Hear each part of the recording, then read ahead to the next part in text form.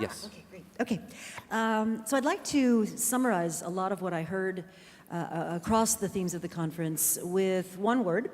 The word is agenda. And it is a very practical way to me to bring this conference to a close. I often get asked, okay, you want to do innovation, or you want to do change, or you want to learn a new way of working. Where do I start? And I would like to recommend to you that you start with your agenda and the agenda of those with whom you work. And I mean that incredibly literally. So here's the exercise. Take the last 3 or 4 meetings where you and others in your organization got together to talk about important stuff, and print out that agenda. And take a little highlighter pen and highlight on that meeting agenda, at least I hope you have one, all the places where you actually talked about the thing you just said was so important. So innovation, for example. I do this all the time with companies. I get this, where do we start? We don't know how to do it. And I look at their agendas and I do my highlighter pen, and we get to innovation. And it's number 18, right next to material safety data sheet update. What does that tell you? It tells you it's quite literally not on the agenda. So if you mean it about what we've been hearing about the last couple of days, if you mean it, it will be in position 1, 2, or 3 on every agenda you run, every meeting, every conversation. When you meet people in the hallway, you ask about it. If you're running an operational meeting, and let's say your thing is agenda, you'll say, okay, I want to bring you up to speed with what new happened on the innovation agenda. We had a little breakthrough in the lab. It looks like we're going to be able to get better battery life out of this latest innovation. Then move on to whatever it was you got the meeting together to talk about, but you want share of mind. So if you want a new way of working, start there. Take that and then take it to what you're spending your time on. So print out a week or 2 of your life in your calendar and do the same highlighter pen exercise. I think you'll be shocked at how little time you personally are spending on the things that you think are important to your agenda. Now, why do I think you should start there? I think you should start there because the first thing your people will look to you to understand is, do you mean it? Nobody follows what you say. They will follow what you do, and if you're spending time and attention, that means they will too. They're very good at figuring out what's important to the more senior people in the organization. So start there.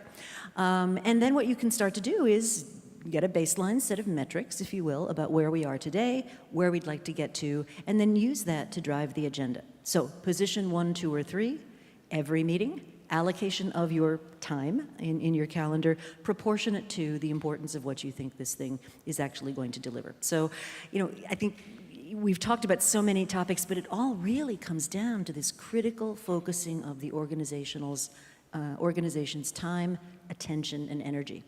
And if you can get that going in the right direction, a lot of these other things are much more possible. So I have a follow-up question. So it's not... I'll sit down next to you. Okay, we'll do that. Okay. Well, this is much more like a talk show. It is. It's great. I love it. Okay, good. Adi, I wanted to do this for years. So have I. Okay, so we've been talking about the problem with, that companies find it hard to innovate, to change their strategy. They try, they fail. They bring in McKinsey with their PowerPoints, they fail.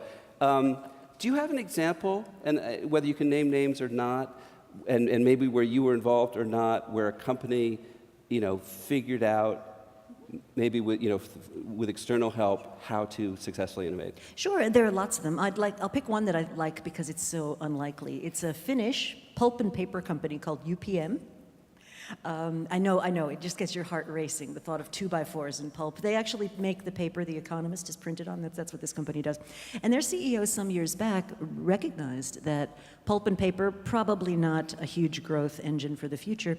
And he asked, what are we good at? And what he concluded was they're very good at enzymes and biological processing. And so he began to shift the center of gravity of his company away from what he called the mature businesses and into these biology-based new kinds of offers. And they started small. They started with a few little things in the medical device department and so forth, but they've just announced the groundbreaking on a $2 billion, with a B, biodiesel plant in Europe, where they're taking biological matter and converting it into fuel. So I would say there's an example of a company that got it right. One thing I'd like to mention they got right, that a lot of companies struggle with, is the guys running the 2x4 business and the paper business, those people, you would think they'd be a little dispirited, right? Because, They know it's mature, they know it's being run for cash, and that's kind of depressing. Not at all. I went and interviewed them, and they are like Rambo. They are like, we are defending the fort, because those guys, they're not going to be making money for years. We're the ones that are, protecting the castle. And what I think their CEO has done brilliantly, Ari, is he's told them in the future, there's a role for you. We are going to need your operational excellence. We are going to need your ability to scale. We are going to need your skills at running a big organization. And so they can see that future for themselves there. So I think they've cracked a lot of these really classic problems that beset us. So that would be my example. Thank you. Thank you. You are dismissed. Thank you. Okay.